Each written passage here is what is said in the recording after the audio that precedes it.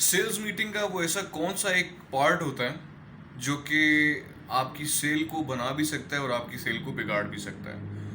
और sales meeting का वो ऐसा कौन सा पॉइंट होता है जहाँ पे आके आप अपने क्लाइंट के साथ एक बहुत ही ज़्यादा मजबूत ताल्लुक बना सकते हैं, एक स्ट्रॉन्ग रिलेशनशिप बना सकते हैं, जिसको आप आगे फ्यूचर में भी इस्तेमाल कर सकते हैं अपनी सेल्स के लिए, अपने बिजनेस के लिए, अपने रेफरेंसेस के लिए और अपने करियर के लिए। ठीक है जी।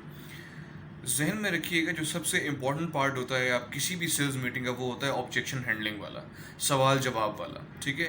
सबसे पहली बात मैं आपको यहाँ पे ये करना चाहूँगा कि देखें ऑब्जेक्शन का मतलब क्या होता है। ऑब्जेक्शन का मतलब होता है एतराज़। एतराज़ का मतलब इनकार नहीं होता। You need to know the difference between एतराज़ एंड इनकार। देखें, इनकार का मतलब ये मैं सिरे से ही नहीं लेना चाह रहा ये चीज़।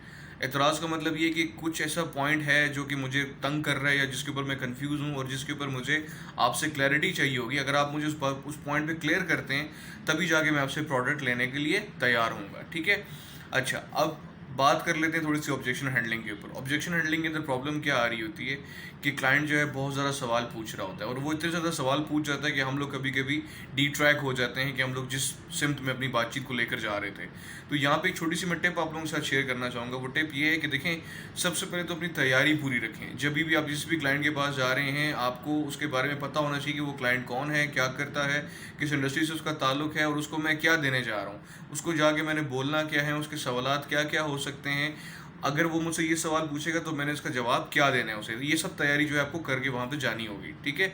अच्छा, जब भी ऑब्जेक्शन हैंडलिंग वाला सवाल, ऑब्जेक्शन हैंडलिंग वाला पार्ट आपके सामने आता है या क्लाइंट आपसे सवाल जो आप पूछना शुरू करता है, तो जहन में रखिएगा कि आप उसे इनकरेज करें सवाल करने के ऊपर। आप उसे मौका दें सवाल करने के लिए। और मैं आपको यहाँ पे एक और टिप देना चाहूँगा कि जो मुश्किल सवाल आते हैं या जो मुश्किल आपको लगता है कि ये जो कोर एरियाज हैं इसके ऊपर सवाल हो सकते हैं, उसको खुद उनके सामने लेकर आएँ कि सर माइट भी पॉसिबल आपका सवाल ये हो सकता है, सर माइट भी पॉसिबल आपका सवाल ये भी हो सकता है।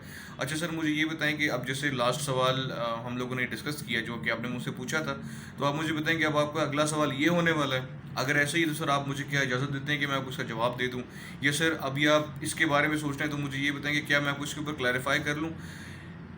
पॉइंट ये है कि आप अपने क्लाइंट को सबसे पहले तो इनकरेज करें सवाल करने पे। दूसरी चीज़ ये कि आप खुद से सवालात लेकर आएँ कि सर बहुत सारे हमारे क्लाइंट्स हैं, उनका ये वाले सवाल होते हैं, सर बहुत सारे हमारे क्लाइंट्स होते हैं उनके ये भी सवालात होते हैं। सर आप जो सवाल कर रहे हैं वो बिल्कुल ठीक है और मैं उस सवाल को मैं बिल्कुल एग्री करता हूँ उसके साथ, और जो आप कह रहे हैं वो बिल्कुल बजा फरमा रहे हैं। लेकिन सर बहुत सारे ऐसे हमारे क्लाइंट्स थे जिनके ये वाले सवालात भी थे, जिनके ये वाले सवालात भी थे, उनको ये भी खदशात थे, उनको ये भी कन्फ्यूजन थी। सर अल्हम्दुलिल्लाह आज जो है वो हमारे कस्टमर भी हैं, हमारे क्लाइंट भी हैं और वो हमारी सर्विसेज से बहुत ज़्यादा खुश भी हैं। तो सर मैं आपसे ये जानना चाह रहा हूँ कि अगर आपके ये ऑब्जेक्शंस हैं तो क्या हम इसके ऊपर पहले बात कर लें, फिर हम लोग इंशाल्लाह अपने प्रोडक्ट को लेकर चलते हैं।